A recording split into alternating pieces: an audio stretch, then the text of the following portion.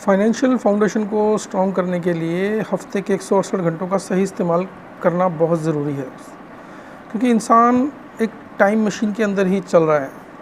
उसी time machine के अंदर उसको रहना है और इसके मुताबिक ही उसको अपनी लाइफ को सरवाइव करना है या फिर एंजॉय करना है। तो सिंपल वर्ड्स में कहूँ तो फर्स्ट जो स्टेप हमें लेने की ज़रूरत है वो क्लैरिटी, कि मैं अपने टाइम को कैसे यूज़ कर रहा हूँ। क्या मुझे पैसों की रिक्वायरमेंट है? बड़े पैसों की रिक्वायरमेंट है, बट कितनी? मेरी सैलरी जितनी है या मेरे कारोबार से आने वाली इनकम जितना है, उसमें मुझे कितना और मनी ऐड ऑन करने की ज़रूरत है, ताकि मैं अपने आप को क्लियरेंस की तरफ लेके जाऊँ, मैं लाइफ को एंजॉय करूँ, ना कि सर्वाइव करूँ। सेकंड स्टेप होता है दोस्त सेल्फ सफिशिएंसी, आत्मनिर्भरता। मेरी इनकम की कैलकुलेशन या एग्जैक्ट अमाउंट में कितनी होगी जिस टाइम मैं अपने आप को आत्मनिर्भर कह सकूं। मैं ये कह सकूं कि हाँ, इतनी इनकम से मेरे घर के खर्च, मेरे जो नॉर्मल एक्सपेंसेस हैं वो सभी से कंप्लीट हो जाते हैं। मैं अच्छी सेविंग कर पा रहा हूँ और मुझे सेविंग पर रिटर्न्स मिल रहा है, मेरा फ्यूचर सिक्योर है। Self breathing, third point life का, वो स्टेज जिस स्टेज पर मैं ये कह सकूं कि हाँ, अब मेरी जो इनकम है, इस इनकम के साथ मैं अपनी लाइफ को अच्छे ढंग से चला सकता हूँ। उसके साथ ही मैं कुछ अच्छी सेविंग कर सकता हूँ और अपने फैमिली के फ्यूचर को सिक्योर कर सकता हूँ। Number fourth, self conditioning and planning.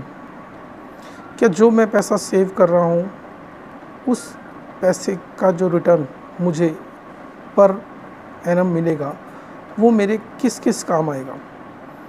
क्या मेरा इन्वेस्टमेंट सिस्टम सही है?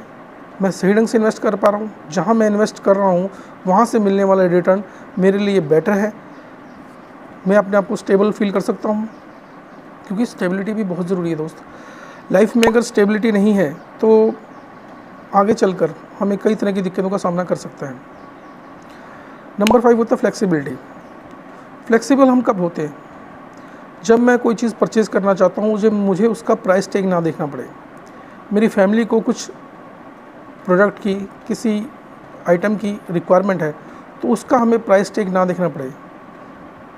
मेरे पास उतना इनकम होना चाहिए कि मैं उसको परचेज़ करके उसका इस्तेमाल कर सकूँ। तभी मेरी लाइफ में फाइनेंशियल फ्रीडम, फाइनेंशियल सक्सेस गिनी जा सकती है। उसके बाद हम करते हैं कि हमें ये सोचने की ज़रूरत है, क्या फाइनेंशियल इंडिपेंडेंस और अबंडेंस ऑफ मनी, ये जो स्टेजेस रिच पीपल या सक्सेसफुल पीपल की लाइफ में होती हैं, क्या मैं इनका स्वाद ले सकता हूँ? मैं इनकी तरफ जा सकता हूँ? अबंडेंस ऑफ मनी क्या है? इतनी इनकम, इतनी ग्रोथ, जिस टाइम अगर मैं काम नहीं भी करूं तो भी मेरे ना काम करने पर भी मुझे इनकम मिल सके। ऐसा कौन सा प्लेटफॉर्म मैं तैयार कर रहा हूं, ऐसा कौन सा इन्वेस्टमेंट सेक्टर मैंने बनाया है जो मुझे मेरे ना काम करने पर भी मुझे इनकम दे? क्योंकि इंसिडेंट्स लाइफ में और बिज़नेस में, जॉब में कभी भी कहीं भी हो सकते हैं दोस्त। तो क्या हमारी तैयारी ऐसी है कि अगर लाइफ में हमें इस कंडीशन की तरफ आना पड़ा या अनफॉर्चुनेटली ऐसे कुछ घटना हुई कि मैं काम ना करूं, तो मुझे इनकम मिलती रहेगी? इन सब चीज़ों को कैलकुलेट करने के लिए हमारे पास छोटे छोटे ऑप्शंस हैं, जिसको हम ध्यान देकर अगर अपनी लाइफ में इम्प्लीमेंट करते हैं तो हम 101% एक सक्सेसफुल इंसान की ज़िंदगी को जी सकते हैं। सर्वे के अनुसार ऑथर ने पूछा 20 लोगों से कि आपके काम करने का क्या कारण है। 20 में से 19 लोगों को उनके काम करने का रीज़न ही नहीं पता था। वो कहते हैं कि सब काम करते हैं तो हम भी काम करते हैं, जॉब पे जाना ज़रूरी है, इनकम लेना ज़रूरी है, इसलिए हम काम कर रहे हैं। दोस्त, सफलता की परिभाषा ये नहीं है एक सफल इंसान उसको कहा जाता है, वो इंसान जिसके सामने कोई स्पष्ट लक्ष्य होता है, कोई एग्जैक्ट टारगेट या गोल होता है। लाइक एक टीचर, जो टीचर बनना चाहता था वो टीचर बन गया, वो सक्सेसफुल है। एक अकाउंटेंट, जो अकाउंटेंट बनना चाहता था वो अकाउंटेंट बन गया, वहाँ से सैलरी ले रहा है, इनकम ले रहा है, घर चला रहा है, वो सक्सेस है। लेकिन हम सिर्फ इनकम को लेने के लिए, इनकम सोर्स को लेने के लिए, इनकम सोर्स को बना रहे हैं, उस तरफ जा रहे हैं, वहाँ से अपने घर के लिए इनकम लेके आ रहे हैं, ये सक्सेस नहीं है। क्योंकि इस बीच में जो कंडीशंस आती हैं हमारे सामने, उस कंडीशंस को हम कैसे टैकल करते हैं, हमें कितनी प्रॉब्लम्स का सामना करना पड़ता है, वो सिर्फ इस वजह से कि हम छोटे छोटे कुछ कारणों को नहीं जानते हैं।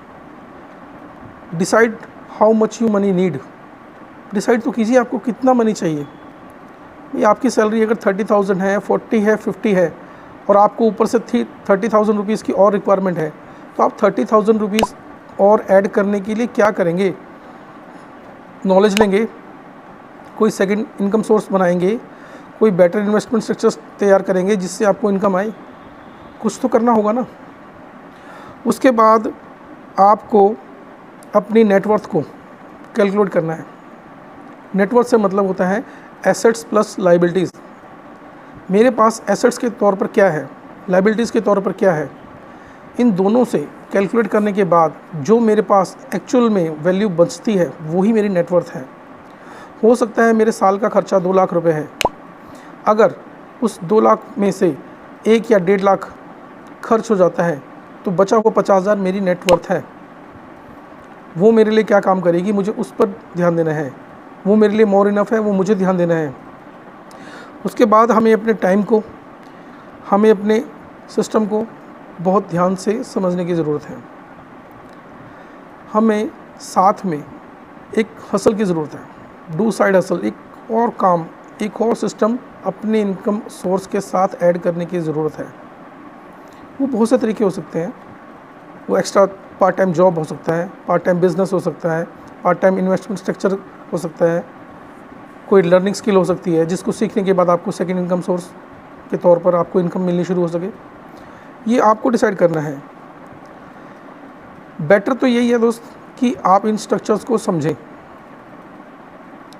अगर आपकी रिक्वायरमेंट है, क्योंकि जिस पर्सन की रिक्वायरमेंट है वो लर्निंग मोड में आएगा। लर्निंग मोड में आएगा तभी वो अर्निंग मोड में जा सकता है। आप अपने पैसे को अच्छे ढंग से इन्वेस्ट कर सकते हैं, क्योंकि इंडियन फाइनेंशियल सिस्टम में जो स्ट्रक्चर दिया गया है वो इतना स्ट्रॉन्ग नहीं है। फॉर एग्ज़ाम्पल, अगर मैं 1 लाख रुपीज़ को 20 ईयर्स के लिए कहीं इन्वेस्ट करता हूँ, जो नॉर्मल स्ट्रक्चर्स इंडिया में हैं, तो मेरा 1 लाख, 2 लाख या 3 लाख भी बहुत मुश्किल है नेक्स्ट 20 ईयर्स में, क्योंकि रिटर्न मुझे पर एनम मिलेगा। अगर पर एनम 4% या 5% के हिसाब से आया भी तो मैच्योरिटी के टाइम पर भी मुझे बहुत सी कंडीशनें पे करनी होती हैं।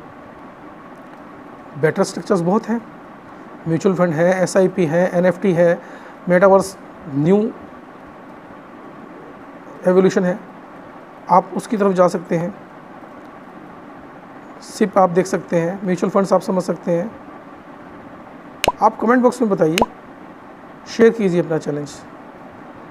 आप कौन सा चैलेंज फेस कर रहे हैं, उसके बारे में आपको और जानकारी दी जाएगी। मैं उस पर भी आपको वीडियो बना कर दे सकता हूँ। आपकी रिक्वायरमेंट होगी तो ज़रूर दी जाएगी। ठीक है दोस्त, कीजिए। कोशिश करने वाले कामयाब होते हैं, ये टैगलाइन सही नहीं है, क्योंकि कि मज़दूर से ज़्यादा कोशिश कोई नहीं करता। लेकिन कामयाब वो होता है जो एक सही रोड मैप, सही टाइम के साथ, सही स्ट्रक्चर के अंदर अपने आप को ढालता है और वहाँ से रिव्यू करके इनकम की तरफ बढ़ता है। और कोई रास्ता नहीं है दोस्त। मैं इस रास्ते पर चलकर इसी तरीके से आज अपनी इनकम को और अपनी लाइफ को 360 डिग्री चेंज कर चुका हूँ। आपकी रिक्वायरमेंट है तो आप कमेंट में बताइए, आपकी हेल्प की जाएगी।